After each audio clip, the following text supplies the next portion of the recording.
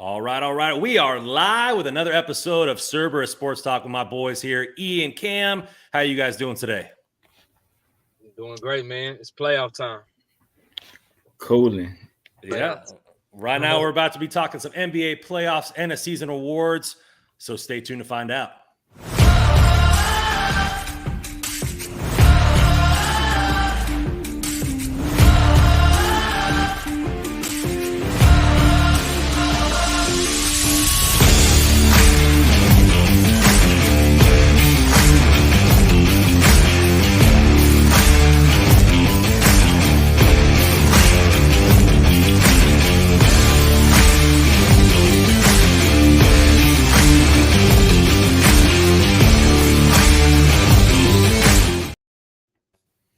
All right, man, let's do this. So obviously the playoffs are starting. Some of the playoff game or play-in games have already gotten going. But before we get into the matchups, let's kick it off with the end of season awards here.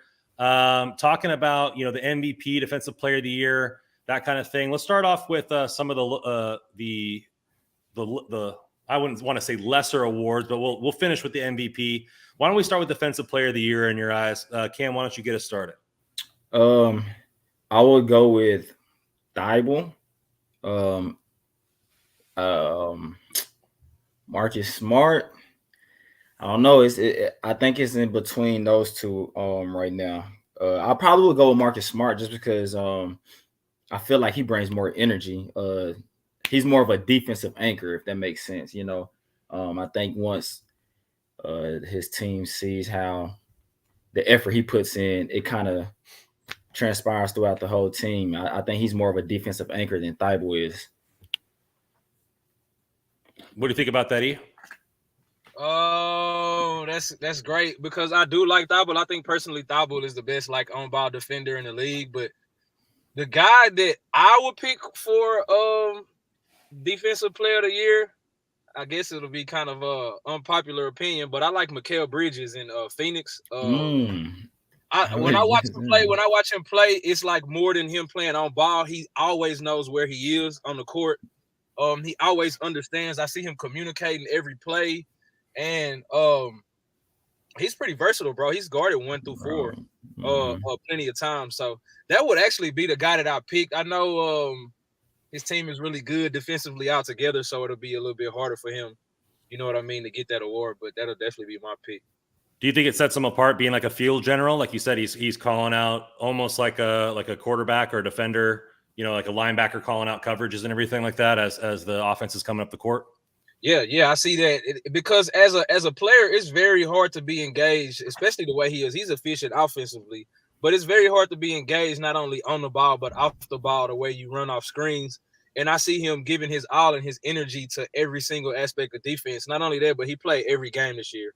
So he would really be my pick.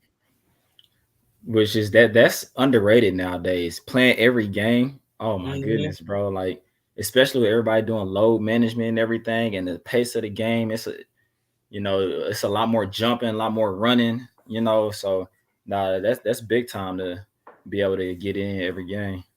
Especially with the Suns being in first place, they clinched over a month and a half ago. Like they could have easily rested his legs. Right. Let's switch it over here to sixth man. E, you can start this one. Who do you got for the sixth man this year? I don't know who I want to pick for sixth man. Cam, who you got, bro? So I'm going with the person I've been picking since before the season started, Tyler Hero. I've been thinking Tyler Hero is the sixth man, bro. I don't know what he's averaging right now. Last time I checked, I think it was like somewhere in like 17 or 18. I don't know what it is now, but now I may be a little bit biased because that's who I've been rocking with the whole season. But man, he's not just a bucket, but he's a playmaker also, So of course, all six men have to be able to create their shots, in my opinion. And I just think he's the best at doing that, out of all teams in the NBA. Yeah, when you bring Tyler Hero back up, I have to agree. Only other player I would have thought of would be Jordan Clarkson. He's a sixth man, right? Yeah, he is. Okay, Jordan Clarkson, I like him, but I think Tyler Hero kind of separated the pack a little bit this year in comparison to other years. Yeah. There's usually like 3 guys you pick from, and Mhm. I don't know, it's kind of hard to take it away from him right now. Yeah, I think the only reason why I wouldn't pick Jordan Clarkson, to me, bro, his shot selection is a little iffy to me. That's very true. Yeah, he It's has definitely like shaky. fluorescent light. But when he hitting, you know what I mean? Right, But it's right. you know, he taking it as soon as he can get it. He trying to get that. I witnessed thing him up. shoot them out of a couple games this year. So, Yeah. Is it like that? What's that movie? I forget what movie that is where they're just playing basketball. He's like making it rain. He's like throwing it over the backboard. I mean, I'm not saying he's not a good shooter. He's just shooting from anywhere and everywhere. You know, except for he's not Steph Curry. So Brandon, he really gets to do that though, bro. Like, he really does. He can dribble for like 10 seconds. He's the only player I see get away with like in and out, in and out, in and out. Over. It's like, what are you gonna do? And then he shoots it anyway. So I'm like, that's cool. Moving on over here to Rookie of the Year. On our last episode, we talked about the top rookies. How do you think the last month of the season has really played out to solidifying who you think is Rookie of the Year? Yeah, it stamped it for me. Just watching Cade Cunningham this last month. I just think overall the consistency, the workload, and the fact that his entire year has been an upward momentum. I don't see how you can deny that guy. He's in full control of the offense of a team that's been tanking for years. I think he's separated from Scotty Barnes in my opinion too. And Evan Mobley's looking like his length was the factor for him, and teams are adjusting to him now. But he played pretty good against Brooklyn the other day too. But I don't know who Cam's got, but I would go with Cade also.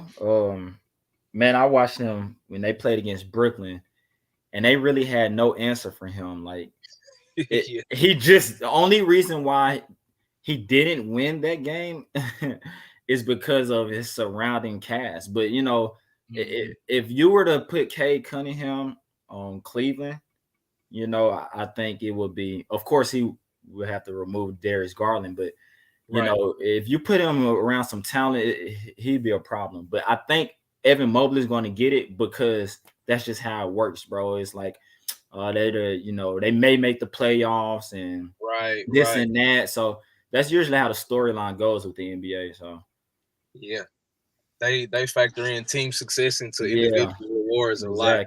Exactly. Especially with this latest award with MVP. A lot of people in Dallas have something to say about who they think the MVP is. Us being all Texas guys, where do you guys see that shaking up? MVP. I know this sounds crazy. I really still want KD to get MVP if you want to be real, but unfortunately, it's injuries, whatever. You know, we'll take that. Personally, my favorite is DeMar DeRozan. But just to be real, it's probably going to be Embiid, bro. You know what I mean? They went through that whole situation where they didn't have Ben Simmons or Harden for a while, and Embiid was, you know, holding it down, and he's still been super consistent, you know. So I mean, didn't he win a scoring title too? Yes, he did, bro. Yeah, the first center since who? I forgot. It was a while. I don't even know. But Embiid is just that he's dominant, bro. Like no one's stopping him but him. So I mean, that he does look like the MVP for me. Yeah, he's top 5 in both points per game and rebounds per game. Oh yeah. I can see that. He's he's on a team where that was, you know, the drama center of the NBA last year. On top of that, he doesn't have many weapons. Tyrese Maxey did develop this year, but I would say that now.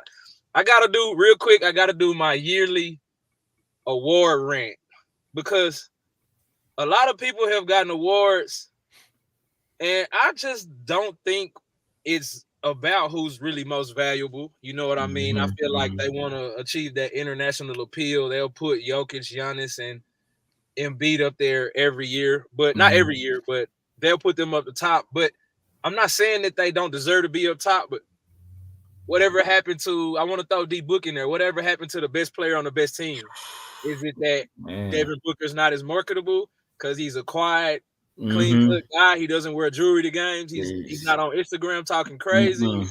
And he's not an international guy. It's hard to sell that. So, Mhm. man, I just have gripes about the awards every year, and then they Mhm. use those awards to measure people's greatness in the long run. And it's like, man, Which really sucks. Yeah, that sucks. Because when people look back, they're gonna, like, if you didn't grow up in this era, you're gonna just Google MVPs and be like, well, his name is at the top, right. and it's gonna be like, well, really, this player was better than him that year, type thing. But I've been looking at it is that the MVP is not the best player in the league.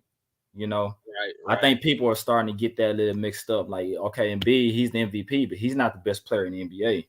Right. Let's just get that. Was he the best player in the NBA this year? No. Kevin Durant was the best player in the NBA this year. Kevin Durant was the best. You can't say that with injury though. What? Why you can't? He ain't injured no more. He's still the best player. He's still the best player. He didn't have the highest impact on his team the entire season. That's okay. So he's the MVP. Oh, Embiid is most impactful for his team as a player. Most valuable player. Most valuable player, but that's not the best player in the league. Exactly. Yeah, so the best player in the league is Kevin Durant. He's the best player in the NBA. Yeah, he may not be the most impactful for his team, but he's the best player in the NBA. I think a lot of I think they have a lot to do with, like you said, making the playoffs and everything like that. It has to do a lot to do with it, because how could you have it be an MVP of your team if your team don't make the playoffs? Especially in the NBA where you have 16 teams getting the opportunity, or 20 teams getting the opportunity or whatever.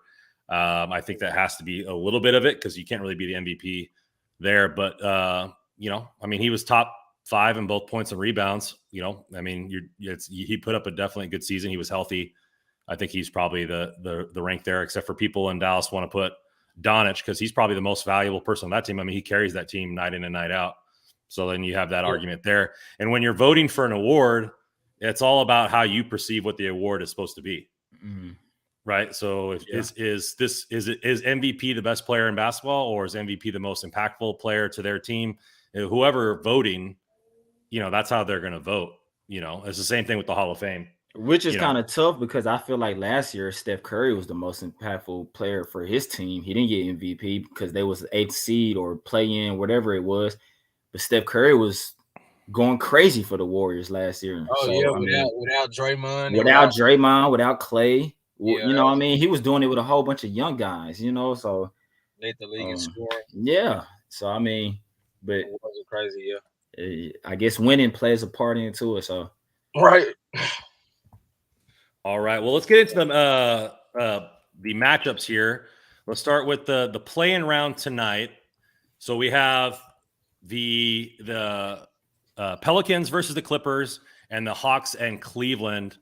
You guys can pick either or both. But how do you guys see these matchups in a one-game playoff coming out?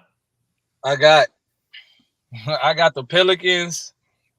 And, man, the East is so tough. Every playoff matchup in the East is tough. Ooh-wee, man. I'll go with the Hawks because Trae Young played bad this past game. I think he's due for a great game. Mm-hmm. What do you think, Cam? I think for Cleveland Hawks, for sure the Hawks. But I'm going to go with the Clippers over the Pelicans.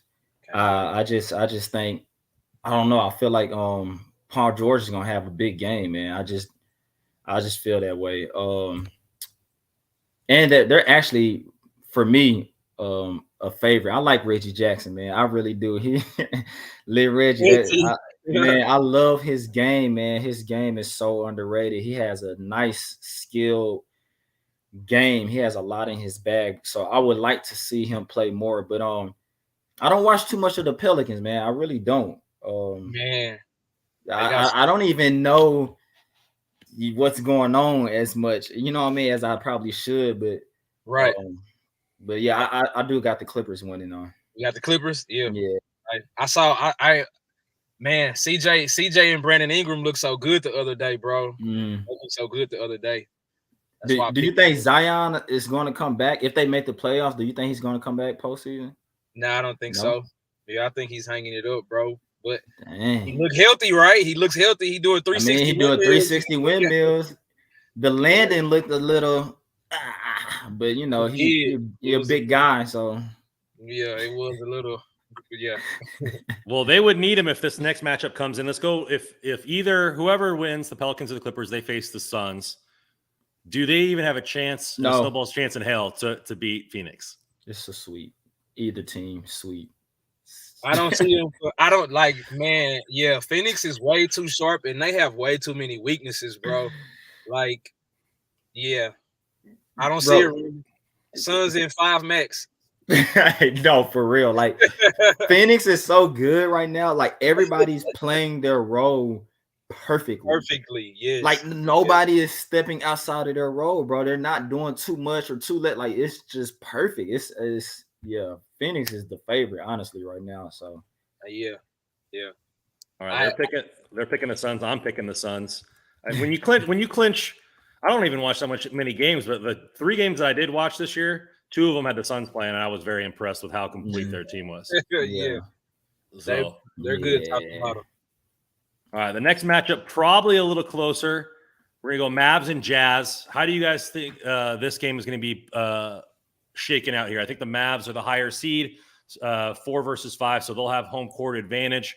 I don't know how much you guys factor that into your decisions, but in a close matchup like a 4 versus 5, right, it might. So we'll start with Cam. Who do you think edges this one out, and how many games? I'm gonna go with Dallas in 6.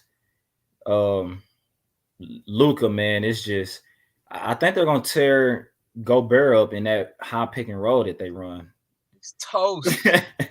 I just think Luka is gonna pick that apart, man. And then Dallas, they're so solid. Like I don't know if I've been kind of sleeping on them, but they're really solid. Like everybody can shoot. Yeah, and everybody plays defense. They're solid, bro. Yeah. So I mean, I'm like, man, just run that thing through Luka and let's just keep it rolling. You know what I mean?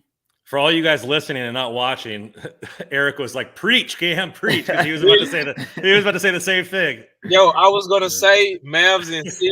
They're gonna explode. That's what happens to the Jazz every year, Randy. You have Rudy Gobert. He's a 7-foot rim protector, and he gets out in perimeter situations, and he just can't move his feet. He's just not physically able to do so.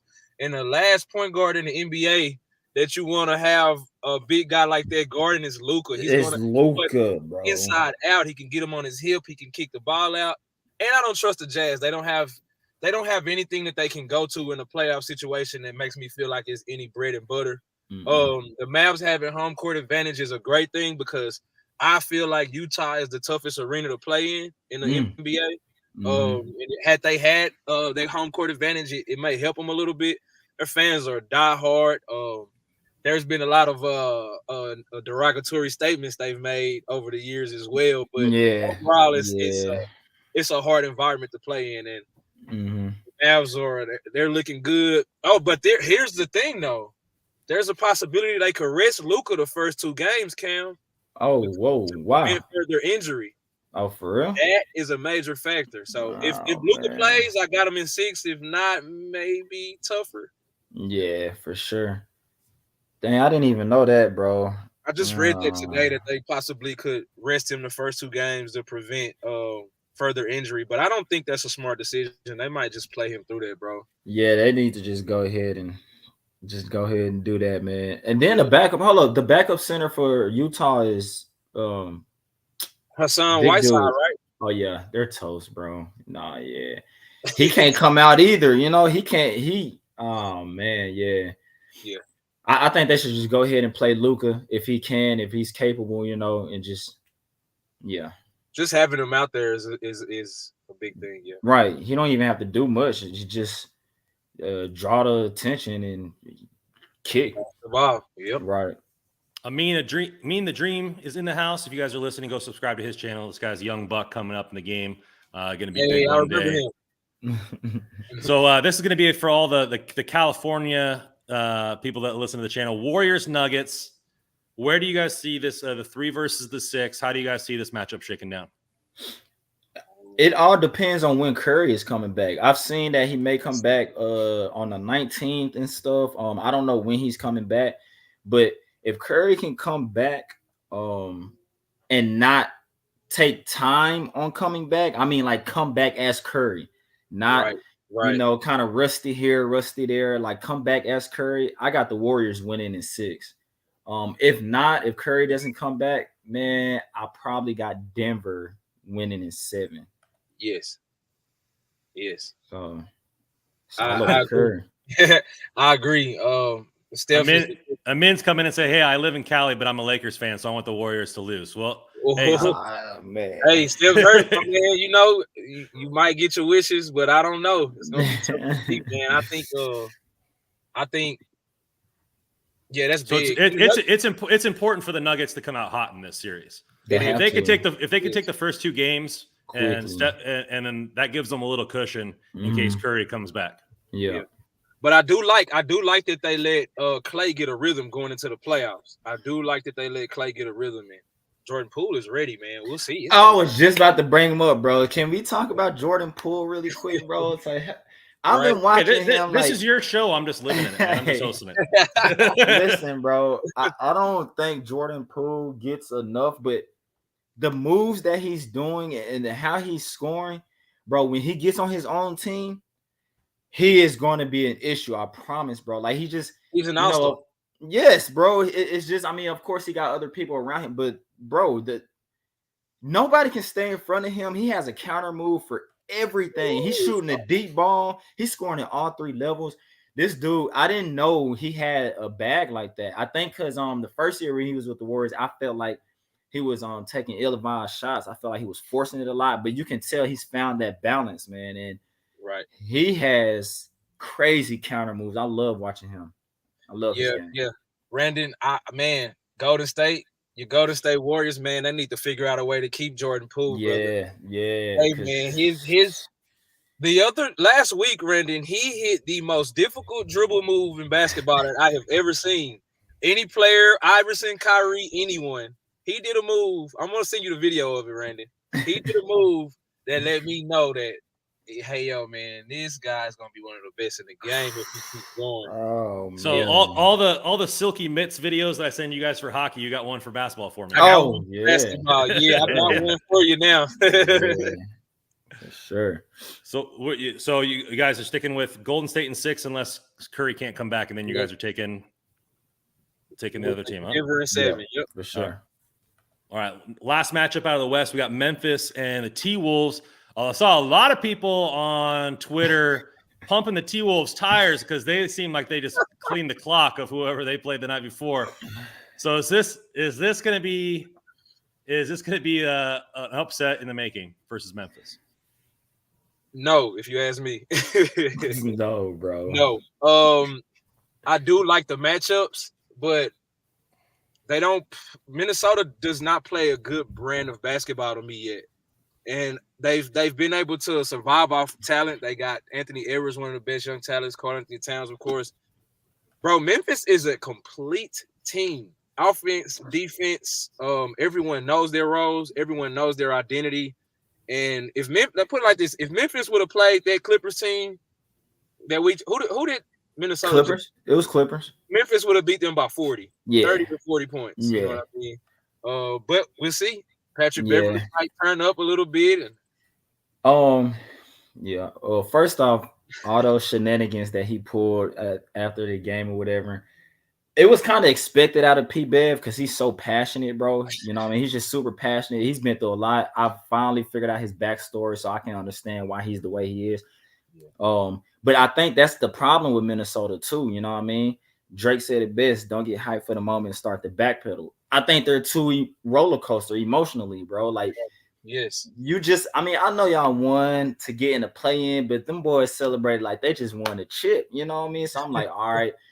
I don't think, Memphis, I think the only problem that may be with Memphis is that they've always been the underdogs. You know what I mean? So maybe the pressure might be a little different now because they're not the underdogs in this. That's everybody are expecting them to win. That's true. I feel like long as Ja Morant don't get flustered, because that's all P. Bev about to do. Yeah, he's going to try to, yeah. Yeah, so, I mean, long as Ja Morant doesn't get flustered with all of that, bro, all his antics and stuff, I don't see Memphis. They got a dog mentality. I love how Memphis played without Ja Morant. You know, they really feel like they really don't care about who's on the other side. You know, They don't. They don't care how young they are. They're not making no excuses about anything. They got dogs. Bane is a dog. Brooks is a dog. These boys, they ready to hoop, bro. So They're ready to go hoop. yeah, as long as they keep level headed, I think they'll be straight. Yeah. So based on what we've been hearing, you guys are picking straight chalk across the board. Unless Curry can't come back, then the only upset you guys got is the Nuggets. Yep. Yes. My Western Conference pretty much locks for me. Yeah. Yep. East is where it gets tough. Yeah. All right. Well, we'll send it over to the East here. First matchup's going to be Miami versus the play-in. How do you guys see this game? Is it going to be a sweep just like on the other side, or does the East have a little bit more contention in? I'm pretty sure Miami. So it's going to be either Miami playing Atlanta or Cleveland, right? Yeah. I'm pretty sure Miami can take that in 5 to 6. I don't see none of those games going to game 7. If you play Atlanta, of course, you got Trae Young. He can go for a big game. And then he has been putting me on Darius Garland lately. So, you know, the way he affects the game, you know, he can have a couple of big games and probably, squeeze 2 games in there. But I don't see this going. Miami's going to beat either team. I don't see it going to game 7 either. Gotcha. I got a disagreement for my boy right here. Yeah, we got a disagreement for my boy right here. You know, it's a rare one. But is Miami has Miami been the best team out of the guys they'll face this year? I think so. But I also think I noticed their brand of basketball, the way it translates to playoffs is a little different. I feel like they win a lot of regular season games because they're a lot more focused and they play hard. But when you get to the playoffs, other teams play hard as well. And across the board, I always see injuries. You know, they play so hard and physical. In most cases, undersized. I see injuries coming into play too. I just see the firepower for the teams that they're going to face out of Atlanta and Cleveland. Man, they got guards that can explode. That can explode on Miami, bro. So I think there's upset potential. That'll be my disagreement, is that there's upset potential, but I would still pick Miami in a 7-game series right now. Right? And hey, Atlanta, we saw what Trae Young did last year. He dismantled whole fan bases by himself. Yeah, he did. He did. And Darius Garland has that potential as well. If anyone can burn the house down, it's Trae Young. So right. I think Cleveland will struggle too, bro, because I forgot they still don't have Jared Allen. Oh wow! So you know, if they play Miami, I feel like Bam Adebayo got to be super aggressive. And I do feel like that's why Atlanta will probably win tonight too. I get you. The Hawks do have a better chance in that case. The Hawks do have a better chance than Cleveland. Yeah. So officially, you're taking Miami in 5 or 6. Same thing with you, E. Or I'll take Miami in 7. 7. Yeah. Right. Next matchup we got is the 76ers versus the Raptors. The 4-seed 76ers are going to be hosting Toronto, their neighbors from the north. Man, the 76ers look like a completely different team after this trade. We talked about how you thought the Nets easily won this trade, but it hasn't been looking that way since Ben Simmons hasn't really been playing at all. But let's talk about the 76ers and the Raptors, former championship team in the Raptors. How do you think this team stacks up to the 76ers, and do you smell upset here? I smell an upset for one reason. Unvaccinated players can't play in Toronto right now. Boom. Thibault might not be able to play in 3 games, and their best bro. defender is unvaccinated. Philly's best Thibault. defender, he's their defensive banker. He's the guy that they put on Kevin Durant. He's the guy that they put on Pascal Siakam, the best player for every team. He can't play. Toronto's a higher seed, right? No, they're the they're the lower 76ers are.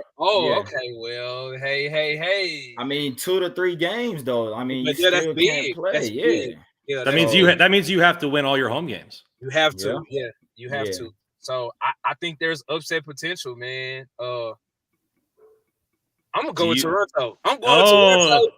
I got Toronto in 7. You know what I'm saying? Got the huevos to pick it. I like it. Yeah. Again, like Kawhi was there. So I'm gonna go with Toronto also because oh man, I hate to say this, you know what I mean, but man, Harden, man, Don't trust. I just ain't got it. I don't have the faith in him right now, man. He's disappointing me a lot, and I'll be pulling for him too. You know what I mean? But he's just disappointing me a lot. He's even been kind of struggling with Philly, offensive wise, not playmaking wise. But I feel like in the playoffs, he's going to need to score. He's shooting like 30-some%, 32% or something. He's been struggling lately, and that's just not a good sign if you're struggling already. And we know what you do in the postseason. But Harden has to be super aggressive. Of course, Embiid, he's good. He's going to probably average 30 and 14. But after that, you got the up and down. What's the third option? Philly. Tobias Harris. He's up and down, He's very streaky, yep. Yeah, so it's like, man, I can see Toronto upsetting them. And then the fan base playing in Toronto, bro. Like you said, that home crowd, and they ain't got Thibault, bro. Toronto fans is crazy too. They crazy in Toronto. Yeah, they probably just as or more crazier than the Utah fans, I think they are, bro. Yeah, they be in the cold waiting a day before games start, bro. Like, so one of my favorite cities to visit, by the way. If you guys never visited Toronto, it's gorgeous up there. Really? Man, I heard it's so nice, bro. I heard it's so nice. It's on the bucket list. 2 upsets going here against Philadelphia. Moving on here to the Bucks and Bulls. Bucks, the higher seed, 3 seed, hosting the Bulls with home court advantage. Does the Greek Freak lock this one down, or are you picking another upset on the East? Cam grabbed his hat, man. Cam grabbed his hat. Okay, so listen. The realistic me, the Bucks are going to win this, bro. But, personally, I'm pulling for the Bulls. I'm rooting for the Bulls, bro. Like, I love Zach LaVine. He's my favorite player outside of Kevin Durant in the league right now. Yeah.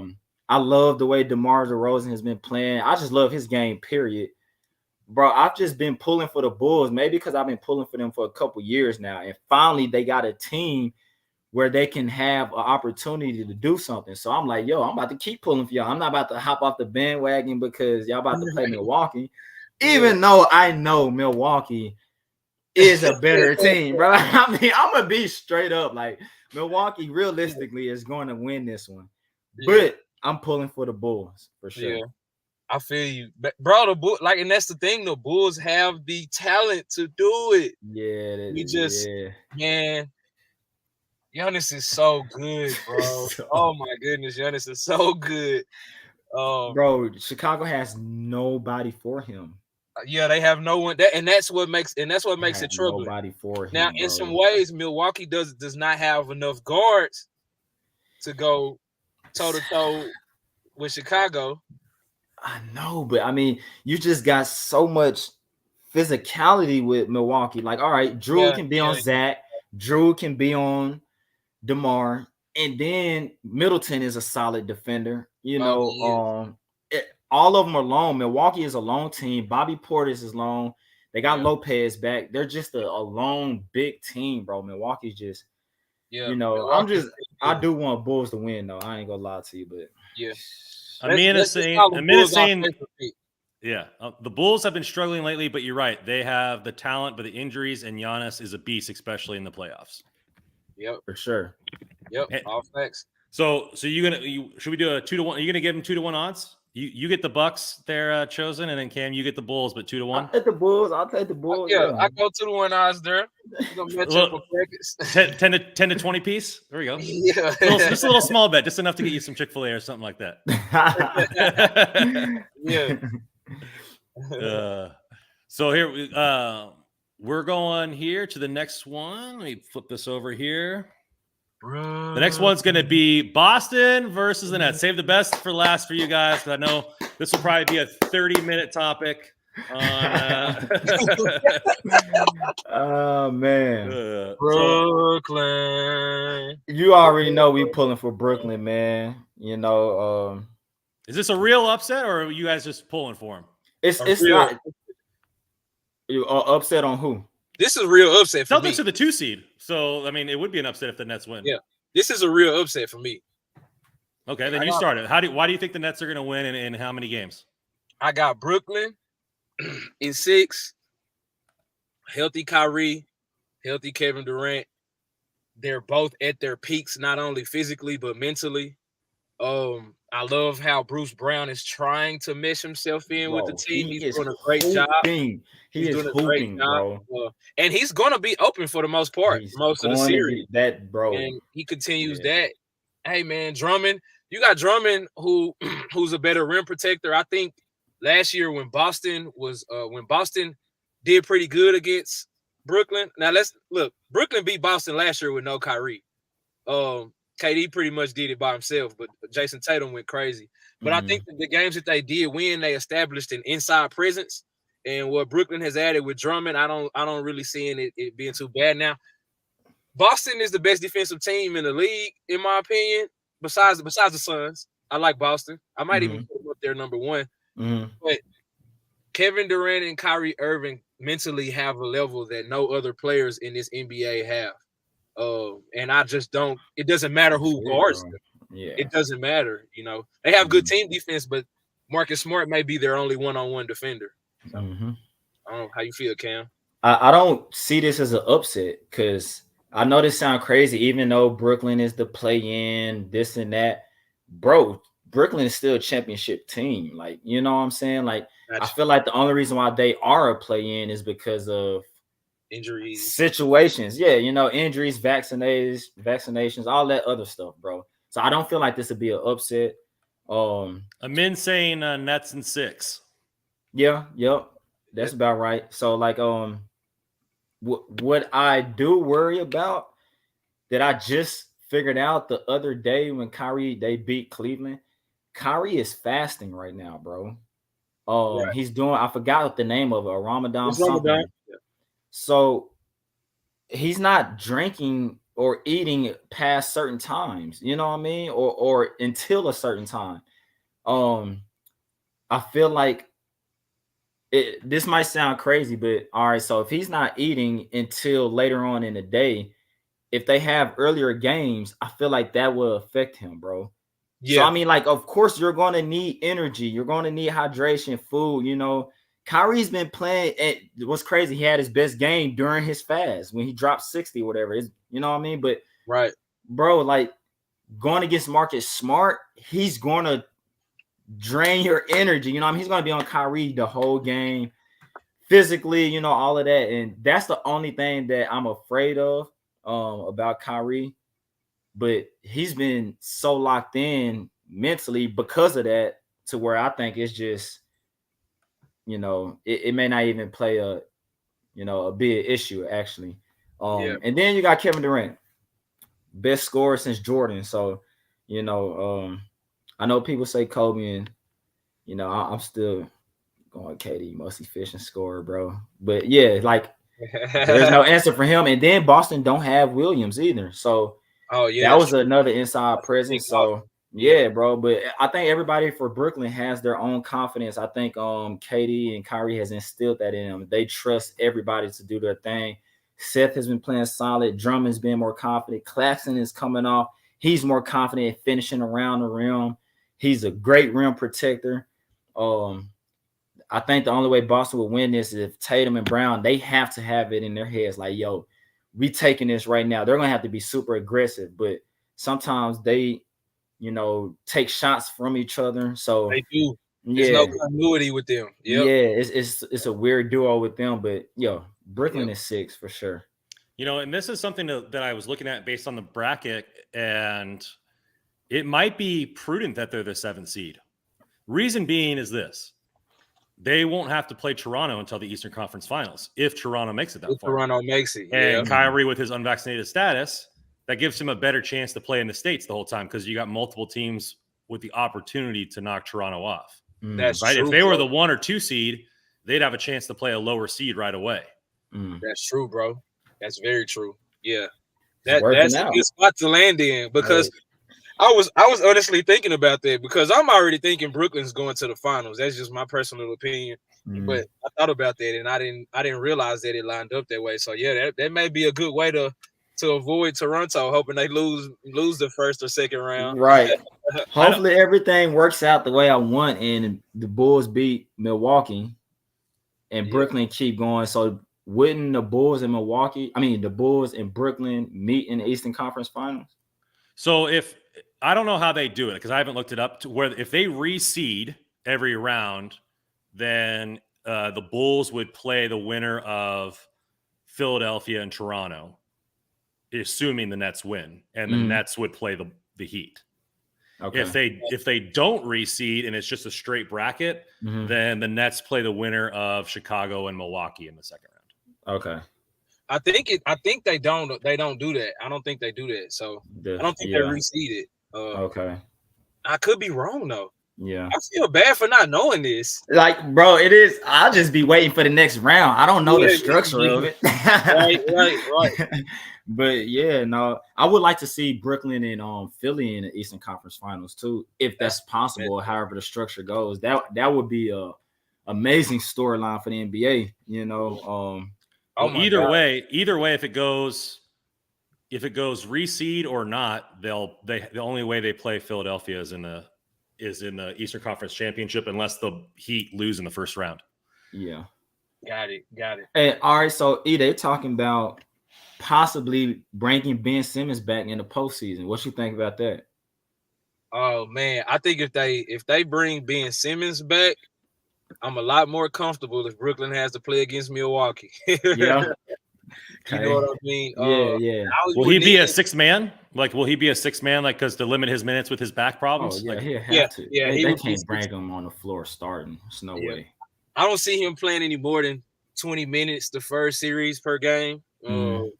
That he comes back, but you know, I have read and saw reports that he's really been practicing with the team this whole time and been working himself into really good shape. So maybe it can increase throughout the playoffs. But if Ben Simmons plays, I'm for sure going with Brooklyn because I saw they have this action. There's a certain play random where they have a big guy that's at the top of the key, right? But he's facing the other basket, and they run cross action when they bring KD off one way and Kyrie off the other way, right? And he has handoff options to the two most lethal scorers in the game. It makes it tough, right? The only time that teams were able to kind of body up KD and Kyrie off that action was because Drummond is not a weapon going to the basket. Oh, you throw Ben Simmons in there. Simmons right here up top, and he gets the handoff to either KD or Kyrie. He can do a fake pass. He's 6'10". He can see over him. He can go to the basket against anyone.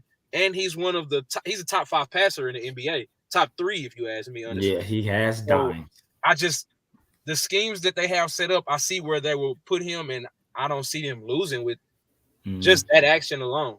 Yeah. Well, this might already have answered this question. Amin's asking, if the Nets were to play the Bucks in the conference championship, who do you got? I got the Nets. Yeah. I got the Nets, bro. Watching that game the other day, or I don't know when they played a couple weeks ago. Yeah. The way the Bucks won that game, I know it's only one game, but the way that the Bucks won that game, Antetokounmpo was hitting jump shots, bro. He was hitting fadeaway shots, you know, 3-pointers. I just don't see that consistently in a 7-game series. You know, I don't see him being able to do that consistently. And if he doesn't do that, the Bucks lose. So, agreed. Yeah. Agreed. So going down the Eastern one, we have Miami winning. You guys have Toronto with the upset.